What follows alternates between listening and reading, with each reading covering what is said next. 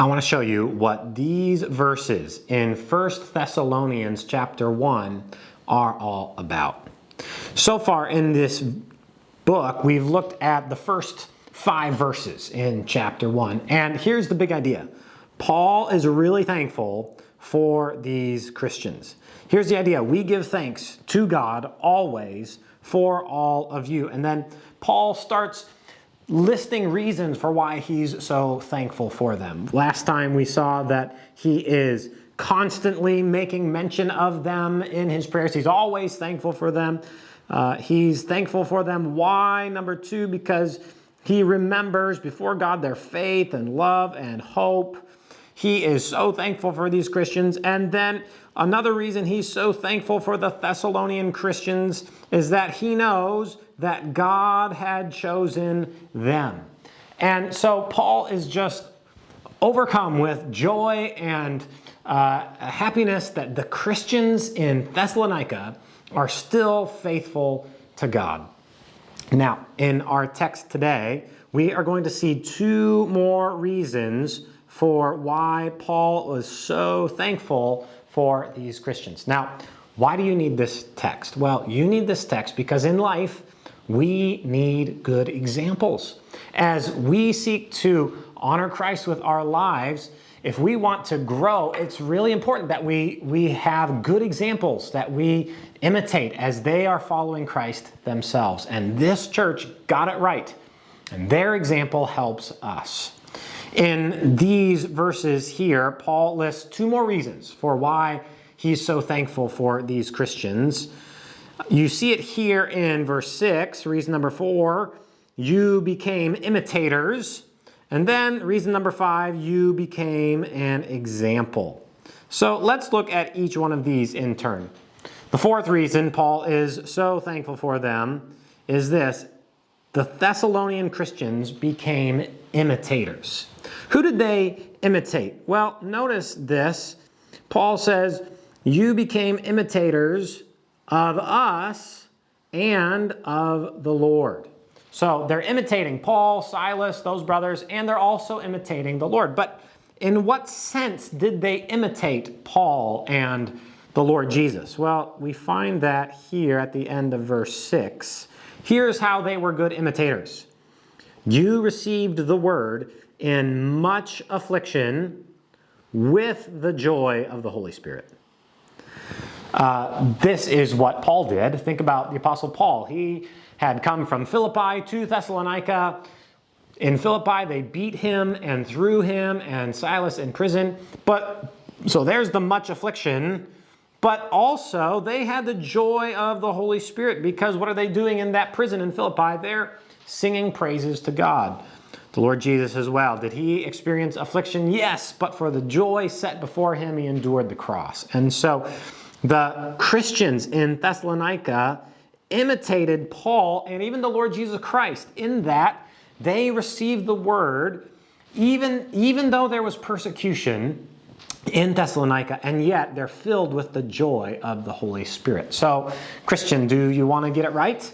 If you want to learn from their example, what you do is this. Even though persecution comes to Christians, you don't get bitter. You don't just get angry. That's what the world does. Instead, you imitate Paul. You imitate Christ. You receive the word in much affliction, and yet filled with the joy that comes from the Holy Spirit himself. That's the 4th way that the Christians in Philippi were getting it right. The 4th way, that reason that Paul is so thankful for them. Here's the 5th reason. They became an example. Look at this, verse 7. So that you became an example to all the believers in Macedonia and Achaia. I want you to notice 2 things. Number 1, notice the extent of their example, how far-reaching their example was, and then notice the content or the qualities of their being an example. First, the extent. They became an example to who? All the believers in Macedonia and Achaia. These are the regions surrounding Philippi, around Thessalonica. It's mentioned again, Macedonia, Achaia. But verse 8 says this, your faith in God has gone forth everywhere. So In other words, they have a really good reputation. The fact that they were faithful to God despite the persecution, that reputation is resounding. And in fact, whenever Paul goes places, he talks about it here. He says, they themselves report concerning us the kind of reception we had among you. It's like Paul's going to a new city, and he says, I'm here to share the gospel with you. I'm here to report on the churches. And the Christians there say, have you heard about the Christians in Thessalonica? We heard that they were faithful to God. In other words, it's like their reputation is beating Paul to the places that he's going. They themselves are reporting on the Thessalonians. So their example was far-reaching. That's the first thing. But notice what was their example. Notice a couple things here. Verse 8, I'm going to count this as one thing. I'll letter this A. Notice the words going forth. The word of the Lord sounded forth, and your faith in God has gone forth. So things are going forth from the Thessalonian church. What's really interesting to me is that the church in Thessalonica were sending out missionaries. Acts 20, verse 4 says that one man in particular was named Aristarchus. He was from Thessalonica, and he accompanied Paul on some of his journeys. Paul, in the book of Philemon, calls Aristarchus one of Paul's fellow workers. And if you know Paul, that's high praise to be called a fellow worker of Paul. Colossians, Paul tells us in Colossians that Aristarchus was a fellow prisoner with Paul. And so they're sending out missionaries. The word of the Lord is sounding forth from them. They're sending out missionaries. I think that's kind of the idea here. Your faith in God has gone forth. And so how were they examples? Well, number one, the word of God, their faith is going forth. Here's another thing. We'll letter this B. The other way they were examples is that they turned to God from idols. You know, back in those days, it wasn't that big of a deal to add a deity into the gods that you worship. That's not so much the offensive thing. Just adding Jesus to the repertoire of the other gods you worship, that's not that big a deal. The thing that really steps on toes is when you turn to God from idols, when you reject idols, when you say to your neighbor, that idol you're worshiping is not truly a God. But that's what repentance looks like. That's what repentance looks like. It looks like turning away from one thing and turning to another thing. It's turning away from idols to God. By the way, in case you thought that it was just people back then that had a problem with idolatry, Colossians 3 says that covetousness is idolatry. They set an example for us. They turned to God from idolatry. They had real repentance. They turned to God. Maybe we can call this another way they set an example. They turned to God in order to serve the living and true God. That reminds me of a verse. It sounds really similar to Revelation 19:11. It says, describes Jesus this way. Then I saw heaven opened, and behold, a white horse.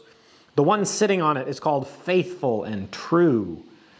Here, living and true. Jesus, God the Father, is alive and is true. That is, God speaks what is true. He represents what is true. He doesn't tell us what is false. The Thessalonians were serving the living and true God, and they set an example for all those Christians and for you and I. They got it right. One more way they got it right. They set an example. They turned to God from idols in order to wait. In order to wait for his Son from heaven. You may think waiting for Jesus to return feels like doing nothing. That couldn't be further from the truth. One of the ways these saints set an example for you and for me is that they were waiting for Jesus. And what are they waiting for Jesus to do? Well, they're waiting for Jesus from heaven, whom he raised from the dead, Jesus, who delivers us from the wrath to come. The wrath to come. God will one day judge the earth. And to wait on Jesus to deliver us is That's depending on Jesus. That's saying, Jesus, I can't deliver myself from the wrath that's to come. I'm waiting for you. I'm depending on you to deliver me from that. And that's what the Thessalonian Christians were doing. And so, as the Apostle Paul thinks about this church here in chapter 1, he is so thankful for them. He's saying, I'm just always giving thanks to God for you. And he gives us these 5 reasons for why he's so thankful for them. Okay, that's a summary of chapter 1 in First Thessalonians. We've got 5 chapters in this book, so we'll continue to work our way through this amazing book. Thank you guys for joining us, and we will see you again next time.